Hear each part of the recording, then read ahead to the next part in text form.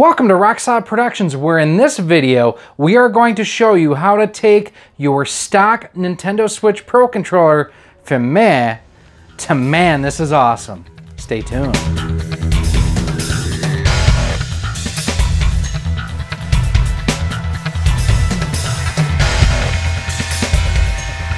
Hey everyone, Gary here with Rock Solid Productions. If this is your first time here to the channel, I want to take a second and just thank you for stopping by. I really appreciate it.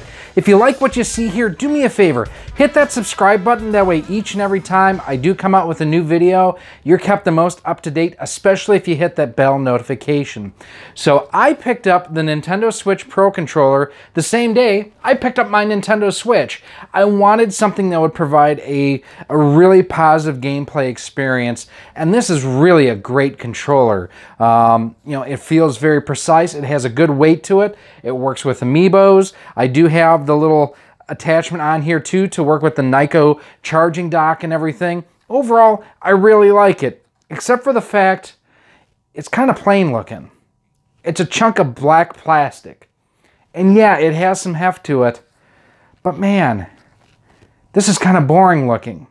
Well, thanks to those of you who have gone over to my Amazon storefront and shopped for different things, bought it through any of the links that we have on there, I was actually able to pick up a replacement housing shell for the Pro controller. And the cool thing, when I am done, this retrofit kit will make that controller look like it was from the Super NES.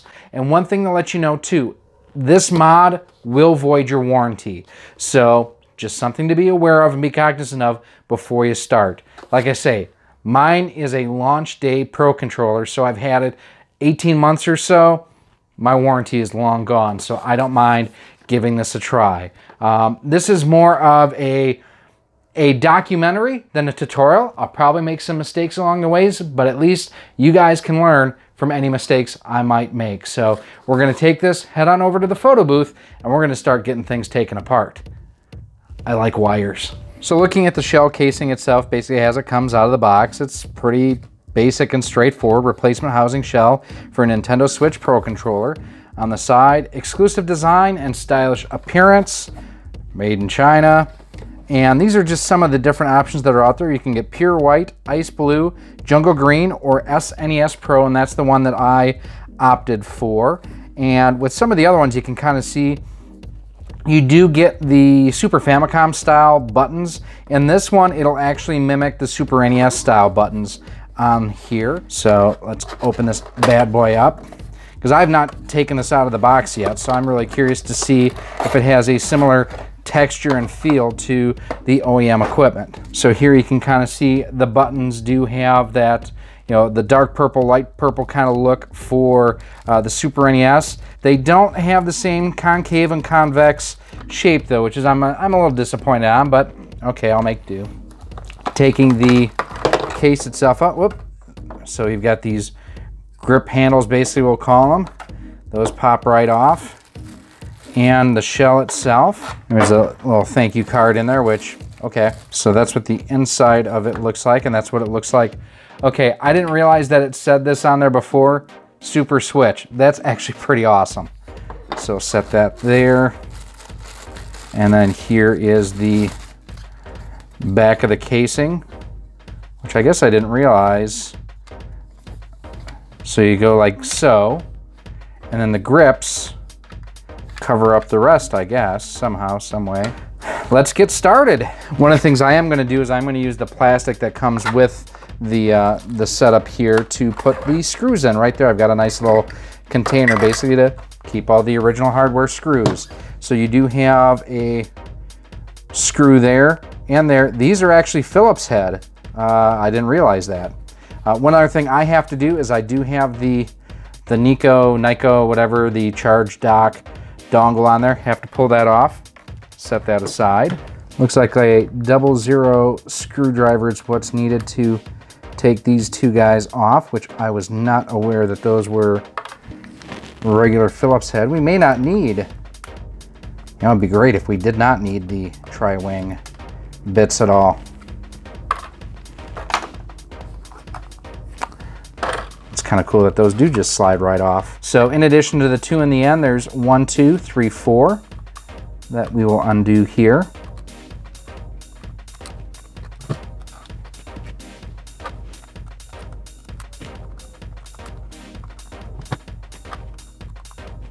All right, now with those out, theoretically, everything should split apart. Don't use any excessive force here because you don't want to damage anything. Back comes off right like that. There's the battery. Huh. I don't know if you've ever seen a battery for a Nintendo Switch Pro controller before. I hadn't. Pops right out like that. I didn't even know that that was in there like that. So that's a 1300 milliamp, 5 watt, 3.7 volt single cell lithium ion battery. So we'll need that later.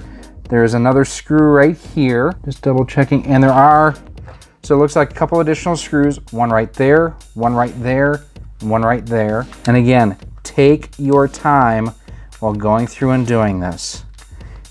This is not an inexpensive controller. It's actually a very good controller and you would hate to ruin it. So those screws, I'm going to actually set those right there so I know where they went. There are still 2 more screws in here above the battery tunnel. So that's why I say don't force anything. If you are running into issues, if it's not coming apart, there's generally a reason why. Now those 2 guys are out. There we go. So now be careful because there is a ribbon cable here attached to the front half of the controller. And what we're going to do is we're going to start just unscrewing these, and we'll rescrew those into the fascia of the new controller in just a minute.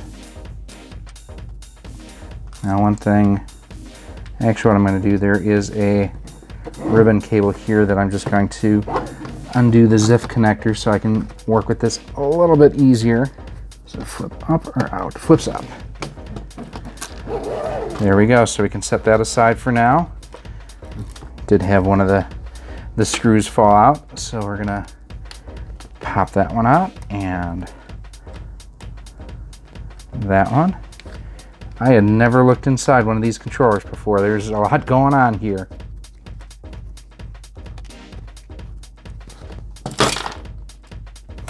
So that just happened. That's why I say this is a documentary, not a tutorial. So, and with that, we have everything out of the original fascia here, and we're gonna start loading things up in the new one. There's the, what were those again? That was the minus and the capture button, got those in there. And there's a little rubber membrane that goes over that. And then we have the D-pad, which does go in just in one direction, just like that. The plus button goes up top, and then the home button goes down below. Yep, the plus button, that guy there, drops right in. And then there's the other button, drops right in. Now we can start loading up the new ABXY buttons. And these are not labeled. The labels are actually on the face of the controller itself. So I'm on that one there, that one there, this one there, and that one there. Pretty simple and straightforward so far. Now there is the ABXY membrane.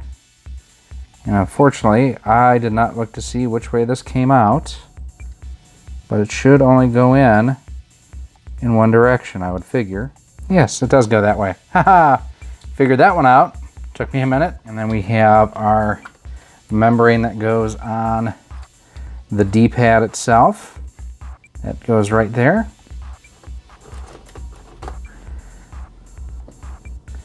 And now we're ready for the L&R triggers. And that's all one assembly, it looks like, which is pretty cool. And then there's a rubber membrane that goes over that button there. The black one goes up top, and the clear one goes on the bottom here somehow, some way.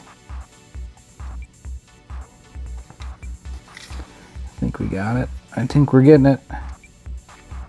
There we go, just like that. Install the triggers, LNR triggers in here. Just like that. That's actually pretty simple how easy those drop right in.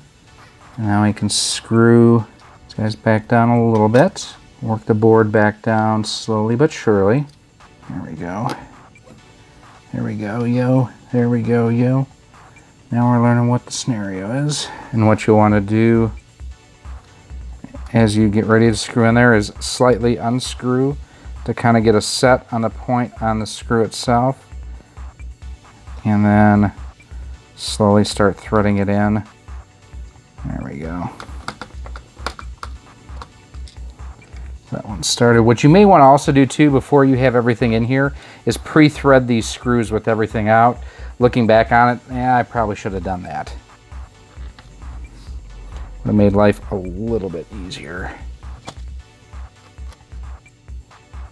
This is a bit of a hard plastic, which is not a terrible thing. Dude, this already looks super sweet. I'll show you the front in a moment once I get these screws all in. So the thing of real interest to me is the fact it doesn't look like I got to pull anything out of there, which I was not expecting. I was expecting to have to transfer everything, but it doesn't look like that's the case. And if so, that makes this a super easy conversion. Be careful with this screw here because you do have the ribbon cable there. You don't want to pinch it down. Okay, in fact, you'll probably want to pull it down and away a little bit just to make sure that you're not getting it caught there between the PCB and the screw head itself. So that's what we've got so far. That's looking pretty slick. And like I say, quite honestly, there's nothing to transfer any of this into. So that's telling me that I'm going to reuse this as it sits, which I'm okay with. We're going to move our old ABXY buttons aside. I need to reconnect my ribbon cable. And I knew this would be a little bit of a pain when I undid it, but it's a lesser pain doing this than fighting the, trying to do everything with it still installed.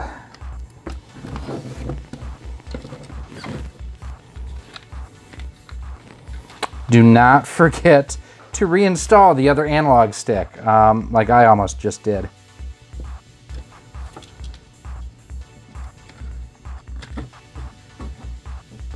Be careful as you're getting everything back together here. You want to keep an eye too, again, on this ribbon cable here. I'm going to actually put down there to make sure that's not getting pinched in the shell. Oh, perfect.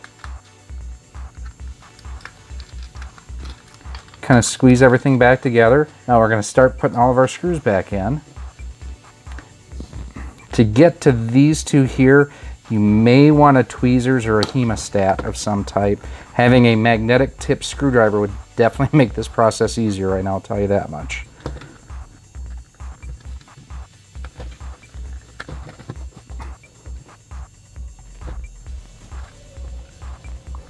Actually able to get that one in pretty easily. I'm pretty happy with that. So what I did with that is I pushed in and flipped up, and that locked that screw back into those threads. So pretty cool. And that worked on that one too, to get it back in that channel. Perfect. Figured those would be a pain to get back in there, but they actually really worked. They're pretty easy. Awesome.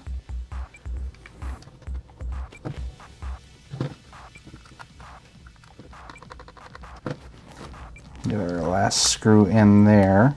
If you look here, there's a negative, positive, negative, positive. So you can double check your polarity that way.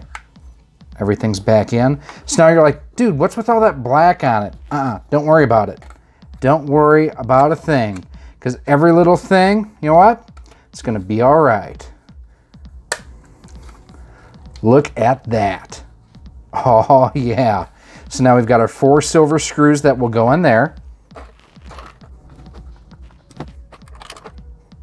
I will admit one of the reasons why I had not done this quite as soon as I'd gotten this kit, so I was afraid that I was going to have to transfer everything from this middle section to a new one, and thankfully you don't.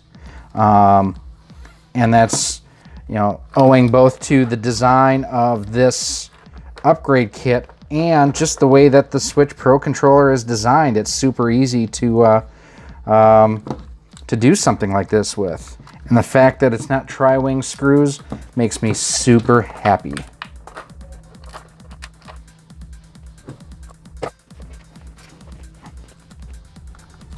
The last bit is to put the grips back on. Well, not back on, but on. So, I have that right to begin with? No. Again, where's the Tetris music when you need it? Do do do do do do do do do do do. Do do do do do do do do do do do ba da ba bump ba da ba ba ba. We'll give you guys a final look of everything here in a second after we get the last couple screws on. Same thing there, just unscrew the screw for a sec and screw it back in.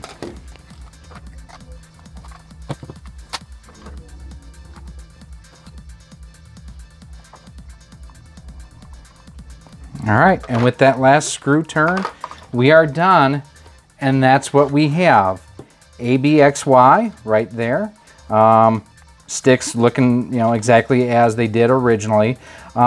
This does not have the texture that the original grips did. And I think a lot of that is this is a more porous surface, where this is pretty smooth. Just one thing to be, you know, aware of. And I will say that the fitment of the pieces, if you see there, there's quite a bit of a gap between this part and the grip. Same over here. Not thrilled with that. It's not a seamless installation at all. That's a little disappointing that those, yeah, that's gonna bother me playing. The fact that that is not a flush fit. And it was kind of a press fit to get on in the first place. There you can see just the gap there. The halves are not very well matched to each other at all. That's kind of a bummer. Well, let's head to the TVs for some final thoughts. So there you have it. In about 25-30 minutes, I was able to reskin essentially my Switch Pro controller to look more like the Super NES controller, which I have right here. And there are a lot of things that this does really well. The grays I think are pretty spot on. The colors on the buttons are pretty good. I love the Switch logos. Overall, you know, not a bad process to go from the original to this. What I wish they would have done on here that this controller had is the concave convex buttons. I would have really liked to have that on here. I was kind of hoping that that would be the case. Also, the fitment of the plastic parts in the grips, specifically the right hand side, there's a bigger gap here than what's there. This fits better on the left side than the right. It's also raised up somewhat on the back too. The mold is just not as crisp as the original Nintendo OEM parts. For, you know, $20, $25, would I recommend it? If you're a hardcore Super Nintendo fan and you just absolutely have to have something to differentiate your Switch controller from other Pro controllers that are out there, you can consider it. I'm kind of sour on the poor quality as far as the way the parts and everything line up and fit together. I know molding is tough, you know, coming from a manufacturing background. I know that's not easy, but that could have been a hell of a lot better. I was surprised how easy it was to swap everything over. The fact that the center part of the controller basically remains intact when you transfer it over to the new shell. And one thing I do want to do is, you can see here everything's working just fine. I want to go and check out if the amiibos work, which they should. Hold an amiibo to the NFC touch point, and we'll pull one of the Inklings off here. There we go. Everything popped up and work just fine. So it will still work and have amiibo support for you if you would like to try this out. Now, if you do have any comments or questions about anything you've seen here with the installation process, where I got it from and everything, again, I will have a link down below to our Amazon storefront where you can actually order this exact same controller shell. Feel free to leave me any questions down in the comments. You can also go ahead and email me at rocksolidmail@gmail.com. Send me a message over on Twitter at RockSolidStudios, or we've always got the conversation going over on our Facebook page at facebook.com/RockSolidProductions. You can also help support the channel in a couple of ways too. First and foremost, if you do want one of these, order it through our Amazon affiliate link. That does actually help and benefit the channel itself. You can also go ahead and support the channel for as little as $1 a month by heading on over to our Patreon page at patreon.com/rocksolid. For as little as $1 a month, you do get early access to all of our video content. I am going to probably make a private Discord server for our Patreons. A whole lot more. You guys can suggest different videos, how-tos, tutorials, ask questions over on our Patreon page. You can also go ahead and pick up some Rock Solid Productions swag and t-shirts. We have new shirts up on our Teespring stores that includes the Super NES style cartridges like you see that I have here. It's not the Raglan style tee though, it's just a single color tee. NES style cartridges and now N64 cartridges. I do have that all up there too. And then finally, don't forget, if this is your first time here, you like what you see, you want to see more, check out other videos that we have here on the channel, and please do me a favor and hit that subscribe button. That way each and every time we do come out with new video content, you are kept the most up to date. So the replacement shell for the Pro Controller, it's okay, not great, but okay. For $20, $25, it's got a good novelty factor, but above and beyond that, it just doesn't have that solid feel of the original Nintendo equipment. I am Gary, this has been Rock Solid Productions. Thanks for watching, and I'll see you soon.